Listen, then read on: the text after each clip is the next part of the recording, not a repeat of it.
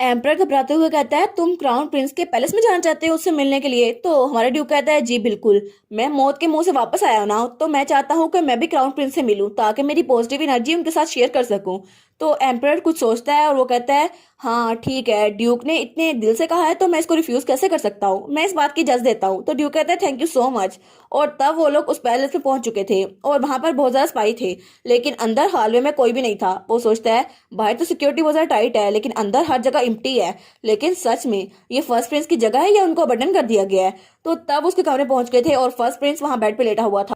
तो जो आदमी उनको छोड़ के गया था वो कहता है, ठीक है अब मैं यहाँ से चलता हूँ। तो ड्यूक सोचता है, वो इसको ऐसे छोड़ गया, ऐसे अजनबियों के साथ? क्या सच में क्राउन प्रिंस की कोई जगह बची भी है या फिर नहीं? वो लोग तो इसको निग्लेक्ट कर रहे हैं। तो वो कहता है, डॉक्टर जल्दी से क्राउन प्रिंस की कंडीशन को मॉनिटर करो। तो वो कहता है, जी जी मैं करता हूँ। तो तब ड्यूक सोचता है, इस पूरे एम्पायर में 3 प्रिंस हैं। सबसे पहला प्रिंस क्राउन प्रिंस, जो कि लेट एम्प्रेस का बेटा है। दूसरे नंबर पे है दूसरा प्रिंस, जो कि अभी वाली एम्प्रेस का बेटा है। और तीसरे नंबर पे है तीसरा प्रिंस, जो कि एक मेड का बेटा है, जिसकी वजह से उसे कोई भी अहमियत नहीं दी गई। और इन तीनों प्रिंसेस में सबसे ज्यादा आउटस्टैंडिंग एबिलिटी वाला क्राउन प्रिंस ही था, लेकिन 2 साल पहले वो अचानक कोमा में चला गया क्योंकि उसको पॉइजन दिया गया था। और दूसरा बेटा, उसको तो बहुत ज्यादा बदनामी हुई थी क्योंकि उसकी माँ जितनी ज्यादा काइंड हार्टेड है वो उसके बिल्कुल उलट है, और पूरे नॉवल फैमिली में वो बहुत ज्यादा इनफेमस है। और तीसरे नंबर पे उसको तो कोई जानता भी नहीं है, इसलिए शायद उसको मरवा दिया जाएगा, लेकिन उसका फेस अभी तक किसी को नहीं पता। और वो सोचता है, इसलिए पावर स्ट्रगल में हमें सबसे पहले इस बात का ध्यान रखना होगा कि हम क्राउन प्रिंस को सपोर्ट करें। अगर वो राजा बन गया फिर तो सारी मुश्किलें हल हो जाएंगी। तो वो कहता है, क्राउन प्रिंस की स्टेट क्या है, क्या वो ठीक हो जाएगा? तो वो कहता है, मुझे लगता है इनको जो जहर दिया गया है वो सिर्फ एक इलाके में मिल सकता है, और उसका एंटीडोट वो तो बहुत ज्यादा दूर है, लेकिन उसकी वजह से बहुत ज्यादा हेलुसिनेशन होती है, इसलिए इसको रोकना बहुत ज्यादा मुश्किल है। तो ड्यूक सोचता है, अगर यहाँ पर बहुत ज्यादा डॉक्टर्स आते भी रहे फिर भी पॉइजन एक्सपर्टीज तो बहुत ज्यादा वेल डिजर्व है, ये सब कुछ इसलिए नहीं कर रहे ताकि ये कभी होश में ना आए। तो ड्यूक सोचता है, इसने काम तो ठीक किया, लेकिन चलो मैं इसको बख्श देता हूँ, मेरे बिजनेस के लिए ये ठीक रहेगा। तो डॉक्टर सोचता है, ये मेरी तरफ ऐसे कैसे देख रहे हैं, क्या इनको मेरी बात पे यकीन नहीं है? तो वो कहता है, मैं सच कह रहा हूँ, पक्का मैं सच कह रहा हूँ, इनका इलाज है सही लेकिन बहुत ज्यादा दूर है। तो ड्यूक कहता है, मैंने तो कुछ कहा ही नहीं, तो मैं मेरी बात पे यकीन नहीं हो रहा। तो तब वो कहता है, लेकिन प्रिंस, उनको बहुत देर पहले पॉइजन दिया गया था, इसकी वजह से उनके ऑर्गन्स वो बहुत ज्यादा डैमेज हो गए हैं, और एंटीडोट अगर ले भी लिया गया तो उसका फायदा बहुत कम होगा। लेकिन अगर हमने उनको एंटीडोट दे दिया तब भी ये कंफर्म नहीं है कि उनकी कंडीशन ठीक हो जाएगी या फिर नहीं। तो ड्यूक कहता है, अच्छा तो इसका मतलब है उसको सेव नहीं किया जा सकता? वो कहता है, जी बिल्कुल, जब तक आपकी तरह का कोई मिराकल ना हो जाए ना तब तक उनको सेव नहीं किया जा सकता। तो ड्यूक सोचता है, मिराकल?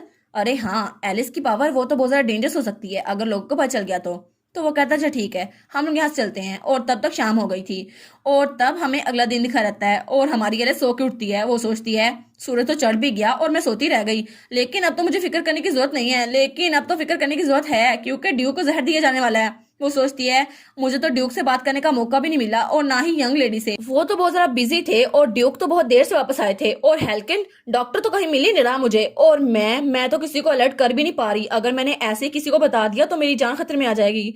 तो तब वो उठती है और सोचती है, अभी तो 6 बजे हैं, अभी तो सर्वेंट्स भी नाश्ता कर रहे होंगे, इसलिए मैं ड्यूक के पास जाके सब कुछ बता देती हूँ, किसी को पता भी नहीं चलेगा।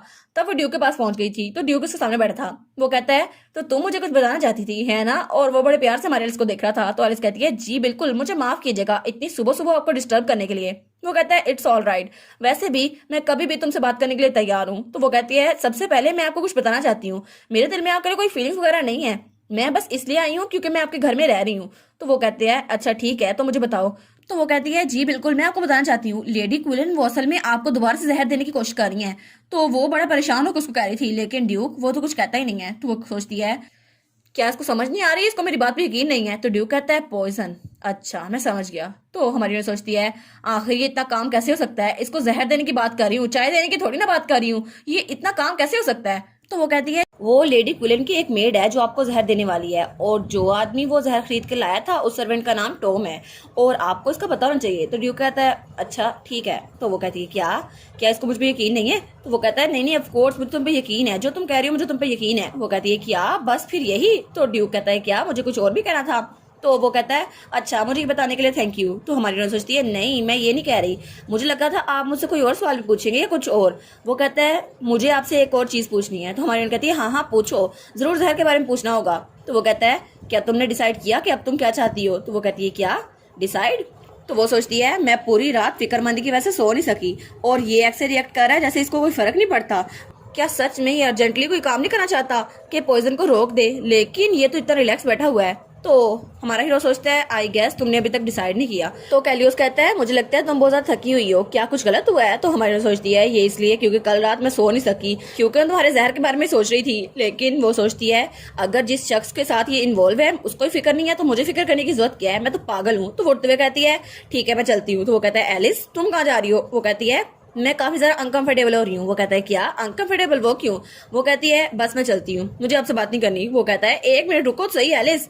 तो एलिस जाते हुए कहती है बाय द वे मैंने आपके सवाल का जवाब नहीं दिया, लेकिन मैं अभी भी एक प्रीस्टेस बनना चाहती हूँ और बस मेरा यही जवाब है, गुड बाय। और ये कह के वो वहाँ चली जाती है। तो ड्यूक वहाँ खड़ा सोची जा रहा था। वो कहता है आखिर वो इतनी ज्यादा गुस्से में क्यों लग रही थी, जैसे मैंने उसकी बात का जवाब न देकर कुछ गलत कर दिया है। तो उसके थोड़ी देर बाद हमें फिर से ड्यूक दिखाया जाता है जो वहां बैठा यही सोच जा रहा था, और तब उसके सामने उसका बटलर खड़ा था। तो वो कहता है बस यही हुआ था, एलिस ने मेरी तरफ ऐसे देखा जैसे दोबारा मेरी शक्ल ना देखना चाहती हो। तो बटलर कहता है अच्छा। तो बटलर सोचता है अच्छा इसीलिए यंग मैडम का मूड इतना जरा खराब था जब मैं उनको हालवे में मिला था। हिज ग्रेस उनको तो ह्यूमन रिलेशनशिप की कोई फिक्र ही नहीं है, उनको तो पता ही नहीं है लोग को कैसे हैंडल करते हैं।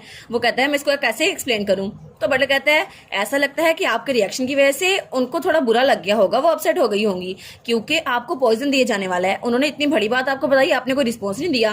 तो वो कहता है क्या, लेकिन मुझे तो इसके बारे में पहले से पता था ना, ये सब मैंने प्लान किया था ताकि लेडी क्विलन को फंसा सकूं।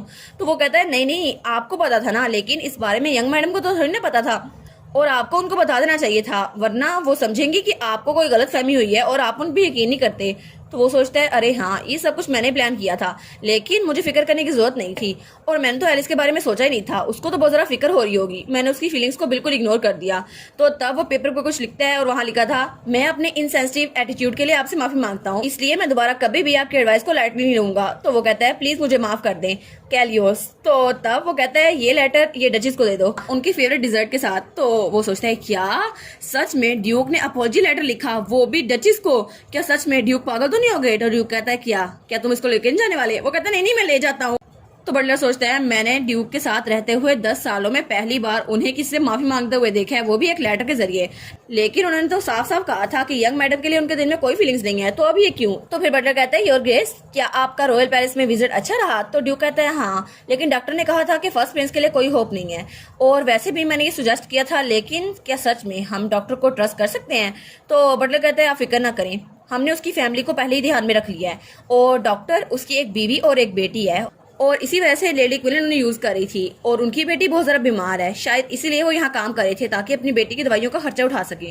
तो ड्यूक कहता है हाँ लेकिन अब तो सिचुएशन चेंज हो गई है ना, लेकिन अब ये भी नहीं पता कि वो सच में पॉइजन डालना भी चाहता है या फिर नहीं, और ऐसा भी नहीं है कि वो फर्स्ट प्रिंस के बारे में झूठ बोल रहा हो या सच बोल रहा हो। तो बटलर कहता है हाँ लेकिन उनकी एबिलिटीज तो बहुत ज्यादा अच्छी है, मुझे नहीं लगता वो झूठ बोल रहे होंगे। तो कैलियोस कहता है अच्छा ठीक है, तो फिर मैं उसको डिराट फैमिली के मॉन्स्टर हंटिंग बिजनेस के लिए यूज करूंगा। और फिर वो हमें बताता है कि मॉन्स्टर हंटिंग जैसे कि नाम से जाहिर है एम्पायर में मॉन्स्टर को हंट किया जाता है और फिर उनको बहुत सारे लोग मारते हैं, बहुत सारे नाइट्स, और उसकी वजह से उनकी जगह, उनके दांत और मैजिक स्टोन सब कुछ हाई प्राइस में बिकते हैं। लेकिन सबसे अहम बात एक और चीज है, उनका पैरालिसिस पॉइजन, उसको यूज किया जा सकता है किसी बीमारी के लिए, किसी पॉइजन के लिए, और मैं हेल्किन को इसलिए यूज करूंगा ताकि उसकी वजह से वो सक्सेसफुल रिजल्ट निकाल सके, फिर तो रिसर्च अच्छी जाएगी ना।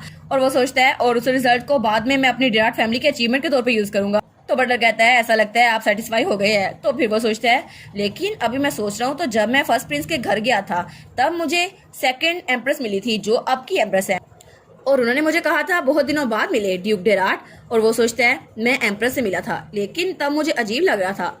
ये इतना इंपॉर्टेंट नहीं है, चलो जो काम मेरे हाथ में उसको हैंडल करता हूँ। तो वो कहता है अडोल्फ सीना को इन्फॉर्म करो, उसको कहो कि जो ऑपरेशन हम करने वाले थे वो कल के अगले दिन करेंगे, यानी कि परसों, इसलिए कोई मिस्टेक नहीं होनी चाहिए। तो बटलर कहता है जी मैं समझ गया।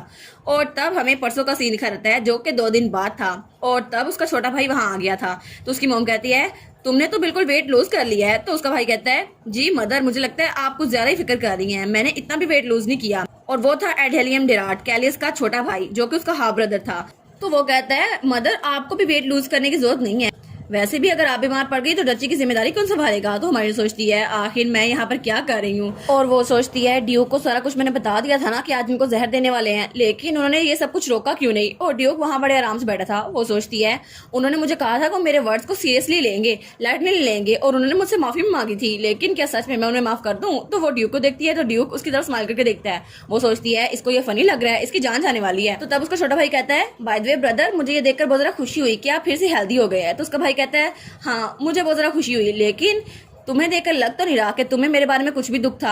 हालांकि जब से मैं बीमार पड़ा हूँ तुम एक बार भी मुझसे मिलने नहीं आए। तो वो कहता है ओ वो तो इसलिए क्योंकि मैं अकेडमी में बिजी था ना, स्टडीज हो रही थी मेरी। तो उसकी माँ भी कहती है हाँ कैलियोस वो बहुत ज्यादा बिजी था, अकेडमी में उसकी अचीवमेंट बहुत ज्यादा है, तुम्हें फिक्र करने की जरूरत नहीं है, वैसे भी डची की फ्यूचर के लिए वही अच्छा है। तो कैलियोस कहता है अच्छा एफर्ट्स वो भी डची के लिए, ये तो बड़ी अच्छी बात है। और वैसे मुझे लगता है कि मुझे तुम्हारे लिए कॉन्ग्रेचुलेशन करना चाहिए क्योंकि तुम्हारे रिजल्ट जरा शानदार जो थे। तो उसका भाई कहता है थैंक यू। और हमारी हीरोइन सोचती है मैं इसको पढ़ ही नहीं पा रही, पता नहीं ये क्या सोच रहा है, पता नहीं अपनी माँ और अपने भाई के साथ इतना अच्छा रिएक्ट क्यों कर रहा है। तो सीना उसको देखती है, वो कहती है मैडम क्या आप ठीक तो हैं। तो हमारी हीरोइन सोचती है हैं इसको अब कहाँ से मेरी फिक्र पड़ गई। तो उसकी मदर इला उसको ताना मारते हुए कहती है हाँ ऐसे दिन में तुम्हें अकेले बैठते हुए थोड़ी शर्म नहीं आती। तो हमारी कहती है नहीं नहीं मैं ठीक हूँ। और वो सोचती है बस ये मेरे पीछे पड़ गई। तो तब उसका भाई उसकी तरफ देखता है और कहता है अच्छा अब मैं सोच रहा हूँ तो हमने अभी तक आपसे बात नहीं की सिस्टर इला, और जहाँ तक मैंने मॉम से सुना है आप तो प्रिंसेस बनने वाली थी ना, आप मेरे भाई के साइड में नहीं रहने वाली है ना। और वो तो उसको ताना मारते हुए बिल्कुल उसकी मदर इला की याद दिला रहा था। आखिर था तो उसका ब्रदर इला, उसकी विलन मदर इला का बेटा। और इसी के साथ ये वाला पार्ट यहाँ पर ख़त्म। तो आप लोग बताइएगा आपको ये पार्ट कैसा लगा। प्लीज़ लाइक करिएगा, कमेंट करिएगा और शेयर करिएगा। और जो न्यू व्यूवर्स हैं काइंडली वो चैनल को सब्सक्राइब कर दें। और पिछली वीडियोस का लिंक आपकी स्क्रीन पर नज़र आ रहा होगा तो काइंडली उनको भी चेकआउट कर लें। Thank you so much.